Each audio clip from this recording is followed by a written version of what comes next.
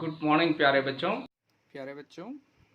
Exercise 3.3 start करने से पहले हम क्वाड्रिलेटर की प्रॉपर्टी के बारे में थोड़ा जानकारी ले लेते हैं।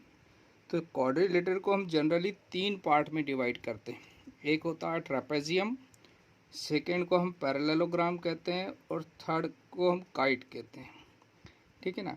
और पैरेललोग्राम जो है, पैरेललोग्राम भी हम यहाँ से रेक्टेंगल, स्क्वायर और रोम्बस, यानी ये रेक्टेंगल भी पैरेललोग्राम में आता है, स्क्वायर भी पैरेललोग्राम में आएगा और रोम्बस भी पैरेललोग्राम में आता है। इन सब की प्रॉपर्टी आपको मैं एक एक करके बताता हूँ। तो देखो, ट्रेपेजियम जो अकॉर्डिंग टू फिगर जो दिखाई दे रहा है, इसमें वन पेयर जो है वो पैरेलल होता है ना। यानी ये अनदर पेयर पैरेलल नहीं होगा, है ना। ये नॉन पैरेलल साइड्स कहलाती है। और वन पेयर ये इक्वल हो सकती है लेकिन पैरेलल नहीं रहेगी ट्रेपेजियम में, ठीक है। सेकंड, पैरेललोग्राम की प्रॉपर्टी हम डिटेल में भी पढ़ेंगे, फिर भी आप मोटा मोटा ध्यान रख लीजिए कि पैरेललोग्राम में दोनों अपोजिट पेयर जो है वो इक्वल और पैरेलल रहते हैं। क्या रहते हैं? इक्वल और पैरेलल। तो ये केस इन सभी में लागू होगा कि opposite sides equal and parallel, है ना। रेक्टेंगल में भी होगी, स्क्वायर में भी होगी, रोम्बस में भी होगी और पैरेललोग्राम में तो होती ही है, ठीक है। तो ये पैरेललोग्राम के पार्ट ही है, कौन कौन? रेक्टेंगल, स्क्वायर और रोम्बस। नेक्स्ट आता है काइट बच्चों। तो काइट में जो है, काइट की डेफिनेशन है, इसमें जो ये एडजेसेंट पेयर है यहाँ पर, ये दोनों, तो ये two pair of adjacent sides are equal होती है। जैसे ये साइड्स और ये साइड्स इक्वल रहेगी, ये और ये इक्वल रहती है, यानी ये एडजेसेंट साइड्स जो है ये दोनों पेयर, ये वाला पेयर आपस में इक्वल है और ये वाला, जैसे पेयर ऑफ शू रहते हैं कि सबके अलग अलग रहते हैं लेकिन वो दोनों आपस में इक्वल रहते हैं। दूसरा, काइट में क्या रहता है कि ये जो है इसका डायगोनल अगर ज्वाइन करेंगे हम, तो एक डायगोनल जो है ये वाला, इस वाले डायगोनल को बाइसेक्ट करेगा। दोनों एक दूसरे को बाइसेक्ट नहीं करेंगे क्योंकि ये वाले जो बड़ा वाला जो डायगोनल है ये बाइसेक्ट नहीं होगा, लेकिन छोटे वाले को बड़ा वाला बाइसेक्ट करेगा। यानी एक डायगोनल, तो one diagonal bisect the other, है ना। और ये डायगोनल एक दूसरे को 90 पे इंटरसेक्ट करेंगे। काइट के बारे में इतनी जानकारी होते क्योंकि इसका ज़्यादा यूज़ नहीं है हमारे लिए। हम सबसे ज़्यादा अभी पैरेललोग्राम के बारे में पढ़ेंगे। तो देखिए, पैरेललोग्राम की प्रॉपर्टी को मैं आपको डिटेल में समझाता हूँ। यहाँ पर एक फिगर बनाया मैंने पैरेललोग्राम के लिए। तो पैरेललोग्राम में क्या रहता है? Opposite sides are equal and parallel. तो ये दोनों अपोजिट साइड है, ये इक्वल और पैरेलल है, ठीक है। दूसरा क्या रहता है? अपोजिट एंगल्स आर इक्वल, यानी ये एंगल ए एंगल सी के बराबर रहेगा पूरा, एंगल डी पूरा ये वाला एंगल बी के इक्वल होगा, यानी अपोजिट एंगल इक्वल होंगे। फिर डायगोनल बाइसेक्ट ईच अदर, यानी ये डायगोनल जो है AC और BD ये एक दूसरे को बाइसेक्ट करेंगे। मतलब ये वाली भुजा इसके बराबर, यानी OA बराबर OC होगा। Similarly OD is equal to OB होगा, है ना। तो ये पैरेललोग्राम के बारे में हम प्रॉपर्टी। दूसरा, कुछ पैरेलल लाइन पैरेलल रहती है तो वो प्रॉपर्टी तो हम जानते ही हैं। क्या होता है कि ये इंटीरियर एंगल का जो सम है वो दोनों का क्या हो जाएगा, ये दोनों एडजेसेंट साइड के जो इंटीरियर एंगल है ये दोनों का सम क्या होगा, 180 होगा। सिमिलर, क्योंकि पैरेलल प्रॉपर्टी, बाकी पैरेलल लाइन की जो प्रॉपर्टी है वो मैं आपको जैसे जैसे क्वेश्चन आएंगे वो बताता जाऊँगा। अब थोड़ा सा इनके बारे में पढ़ लेते हैं। रेक्टेंगल, तो रेक्टेंगल में चारों एंगल कितने डिग्री के होंगे बच्चों? 90 डिग्री के होंगे। और इसके जो दोनों डायगोनल है रेक्टेंगल के वो आपस में इक्वल होंगे। डायगोनल जो है आपस में इक्वल होंगे और बाइसेक्ट भी करेंगे। लेकिन अब यहाँ आ जाते हैं, इसके चारों एंगल 90 डिग्री के हैं। रेक्टेंगल में भी चारों एंगल 90 डिग्री है, इसमें भी है। इसके जो डायगोनल है वो भी इक्वल है, इसके डायगोनल भी इक्वल है, लेकिन दोनों में क्या डिफरेंस है? जो स्क्वायर के डायगोनल है वो 90 डिग्री पे बाइसेक्ट करेंगे, इसके जो डायगोनल है रेक्टेंगल के वो 90 डिग्री पे बाइसेक्ट नहीं करते हैं। इसके डायगोनल 90 डिग्री पे बाइसेक्ट करते हैं स्क्वायर के, रेक्टेंगल के डायगोनल 90 डिग्री पे बाइसेक्ट नहीं करते। तीसरा, रोम्बस में चलते हैं बच्चों। रोम्बस में क्या होता है? वही रोम्बस भी पैरेललोग्राम है, पैरेललोग्राम की सारी प्रॉपर्टी लागू होगी। कि opposite sides are equal and parallel, और रोम्बस जो है जिसकी चारों साइड्स इक्वल रहती है, स्क्वायर में भी चारों साइड्स इक्वल रहती है।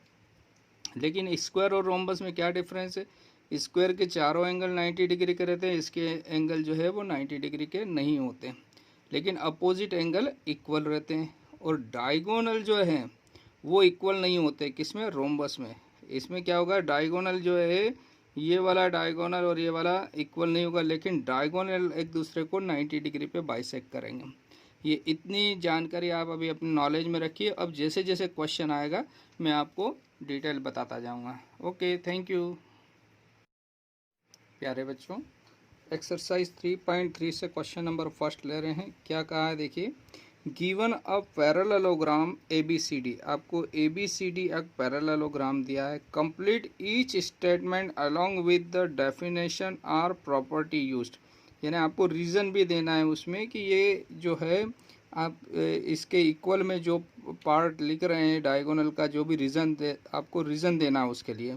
तो देखिए ये एक पैरेललोग्राम है, तो पैरेललोग्राम की प्रॉपर्टी से हम कुछ चीज़ें अभी पढ़ चुके हैं इंट्रोडक्शन पार्ट में, कि पैरेललोग्राम जो है उसमें अपोजिट पेयर यानी अपोजिट साइड्स इक्वल और पैरेलल होती है। तो AB इक्वल टू DC होगा और AD इक्वल टू BC होगा। Second, opposite angles are equal means angle C angle A के इक्वल होगा, एंगल D एंगल B के इक्वल होगा।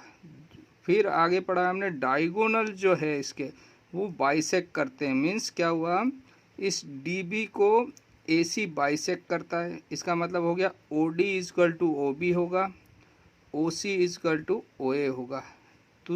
और नेक्स्ट प्रॉपर्टी हम पढ़े हैं, चूँकि पैरेलल लाइन है इसमें, ये लाइन इसके पैरेलल है, तो ये इंटीरियर एंगल जो है, जो जिसे हम कहते हैं जो एडजेसेंट एंगल भी कहेंगे हम, तो ये इंटीरियर जो एंगल है, एडजेसेंट एंगल जो है, इनका जो सम होगा वो क्या कहलाएगा बच्चों, ये सप्लीमेंट्री कह सकते हैं या 180 डिग्री होगा।